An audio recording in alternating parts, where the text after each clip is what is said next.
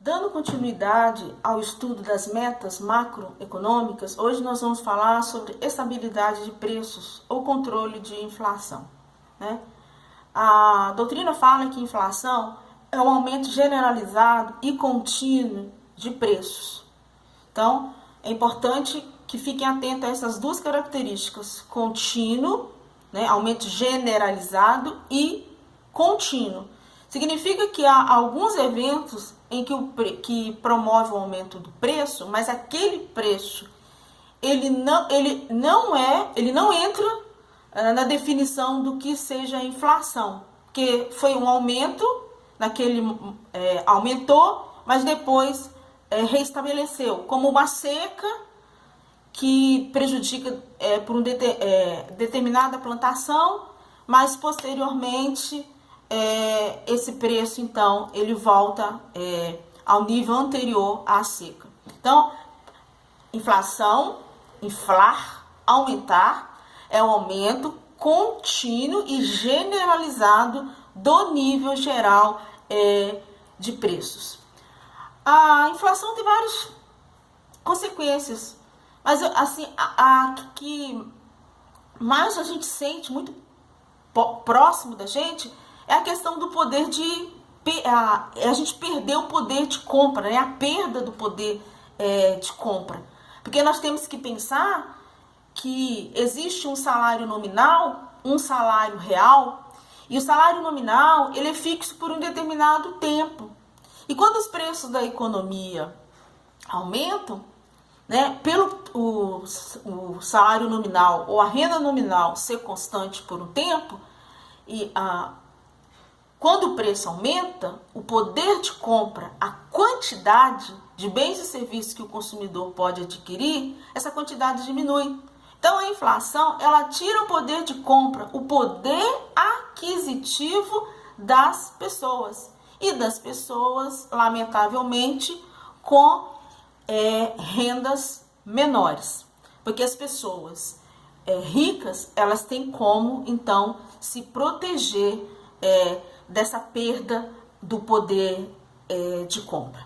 Então, nós temos que pensar que o governo ele tem essa preocupação com o controle de inflação exatamente por tirar o poder de compra do consumidor.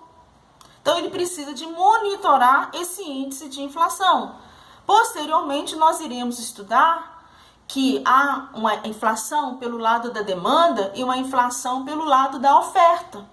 O que nós estamos vendo agora, na parte deste curso, é que controle de inflação faz parte, tá, das metas do governo.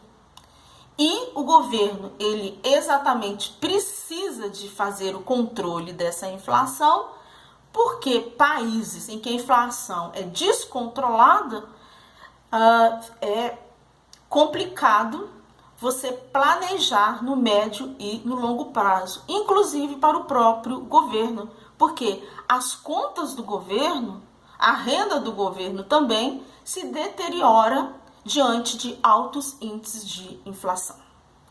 Bom, a terceira meta macroeconômica é o crescimento econômico. Então, o que é crescimento econômico? Refere-se ao aumento do produto de uma economia ao longo do tempo. Ou seja, o aumento da quantidade de bens e serviços que um país produz. Geralmente, o crescimento econômico ele é medido pelo produto interno bruto, o PIB, tá? E os principais fatores de crescimento econômico são o aumento do estoque de capital. O capital, esse estoque de capital, são aqueles bens que são utilizados para produzir outros bens, como máquinas, equipamentos, altas taxas de poupança, educação geral e profissionalizante e uma política econômica favorável ao crescimento e geração de novas tecnologias. Então, o crescimento econômico ele está relacionado exatamente ao crescimento do produto, do PIB.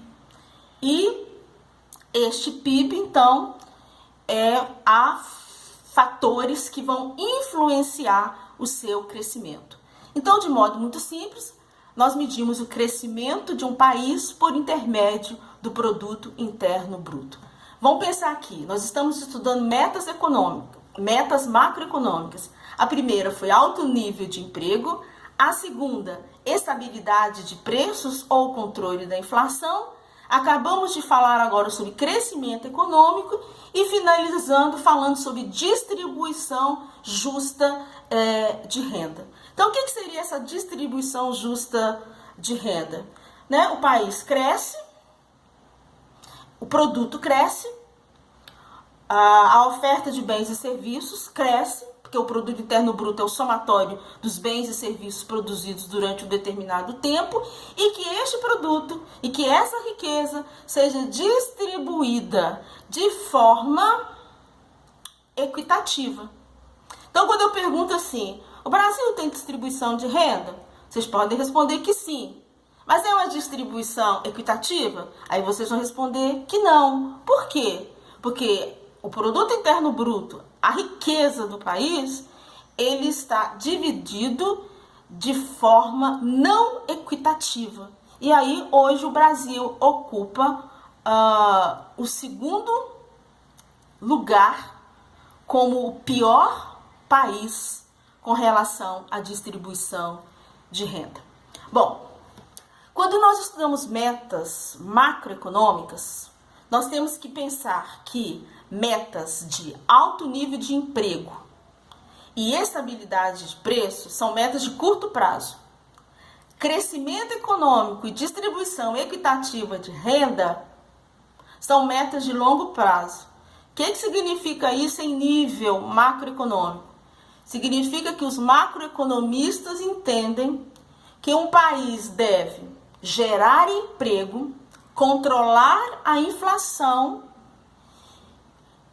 no primeiro momento, e a partir daí você vai então trabalhar com as metas de crescimento econômico e distribuição justa de renda.